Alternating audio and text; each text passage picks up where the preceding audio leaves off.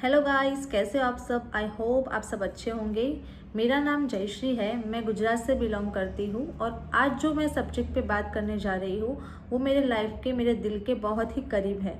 क्योंकि ये जो बात है वो मेरे सफ़र, मेरे जर्नी की है, जो मेरे पति से जुड़ी हुई है, जो कि अभी फ़िलहाल कनाडा में है।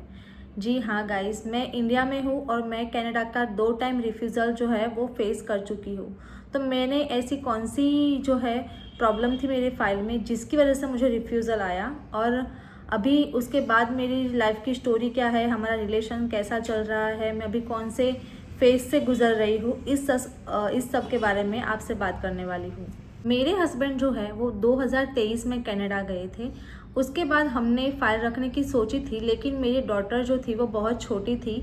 तो हमने सोचा कि थोड़े टाइम के बाद जब मेरे हस्बैंड वहाँ पे अच्छी तरीके से सेटल हो जाए उसके बाद हम फ़ाइल रखते हैं। लेकिन जब हमने सारी प्रिपरेशन फ़ाइल की स्टार्ट कर दी, हम जैसे ही फ़ाइल रखने वाले थे उसके बाद एक बहुत ही बड़ा नियम चेंज हो गया था, एक बहुत बड़ा रूल्स आया था जिसमें था कि एज अ स्टूडेंट अगर आप कनाडा में हो तो आपके स्पाउस जो है वो वीज़ा के लिए एलिजिबल नहीं है।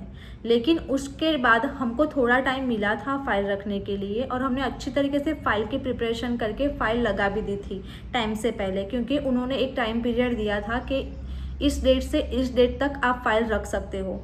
लेकिन रही हमारी नसीब की बात, हमने फ़ाइल अच्छी तरीके से सबमिट की, टॉप से टॉप एजेंट चुना था हमारे फ़ाइल के लिए, लेकिन पता नहीं हमारे एजेंट की भूल के कारण या फिर हमारे डॉक्यूमेंटेशन में कोई कमी थी जिसके कारण मुझे एक रिफ्यूज़ल आया।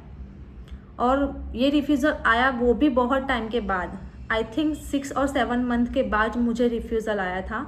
और जैसे ही रिफ्यूज़ल आया था मैं बहुत ही दुखी हो चुकी थी। अच्छी तरीके से हमारी फैमिली मेंटेन करने का सोच रहे थे लेकिन वो कुछ भी नहीं हुआ, और रिफ्यूज़ल के बाद मैं पूरी की पूरी टूट चुकी थी। और उसके बाद हमारे एजेंट ने भी हमें गाइड नहीं किया था कि आप रिकन्सिडरेशन में फ़ाइल रख सकते हो। और हमने GCMS नोट्स भी मंगाई थी, लेकिन उसमें भी हमको कोई पक्का रीज़न नहीं दिया गया था। सिर्फ उन्होंने फाइनेंस का रीज़न देके मुझे रिजेक्शन दिया था, जो कि बिल्कुल ही इनवैलिड था, क्योंकि फाइनेंस मैंने पूरे का पूरा सही तरीके से बताया था।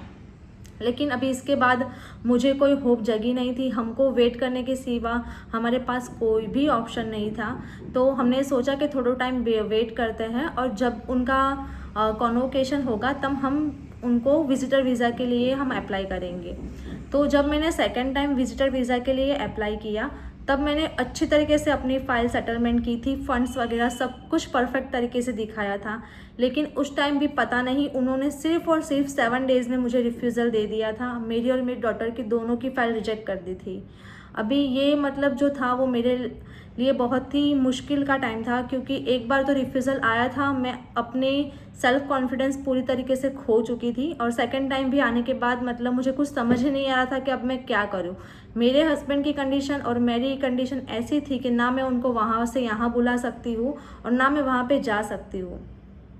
लेकिन इस टाइम मेरी डॉटर ही मेरी इंस्पिरेशन थी, और मैंने बहुत अच्छी तरीके से इस सिचुएशन को हैंडल करने की ट्राई की और बहुत हिम्मत रखी और भगवान पे भरोसा रखा कि कुछ नहीं, थोड़े दिनों के बाद, थोड़े टाइम के बाद जब उनका वर्क परमिट आएगा तो मैं अप्लाई करूँगी। और लेकिन ये जो टाइम था वो मतलब मेरी लाइफ का सबसे वर्स्ट टाइम था, क्योंकि वो मेरे हस्बैंड वहाँ पे है और मैं यहाँ पे, मतलब लॉन्ग डिस्टेंस रिलेशनशिप मेंटेन करना मतलब बहुत ही डिफ़िकल्ट है। सिर्फ़ और सिर्फ हम दोनों मतलब जो लाइफ जी रहे थे वो वीडियो कॉल पे ही थी। मेरी डॉटर का बचपन भी मेरे हस्बैंड ने पूरे का पूरा सिर्फ़ और सिर्फ वीडियो कॉल पे ही जिया है। अगर मेरी ये बात अगर आपके स्टोरी से भी रिलेट करती है तो आप भी मुझे कांटेक्ट कीजिए, कमेंट कीजिए कि आपका रिफ्यूज़ल है, अगर है तो इसके बाद आप क्या करने वाले हो। अभी मैं सोच रही हूँ कि मेरे वर्क परमिट मेरे हस्बैंड की आएगी, उसके बाद मैं फाइलिंग करूँगी, और मैं कैसे फाइलिंग करती हूँ, मेरी क्या मिस्टेक फाइल में रही थी, ये मैं आप सबको नेक्स्ट व्लॉग में ज़रूर से बताऊँगी। Thank you.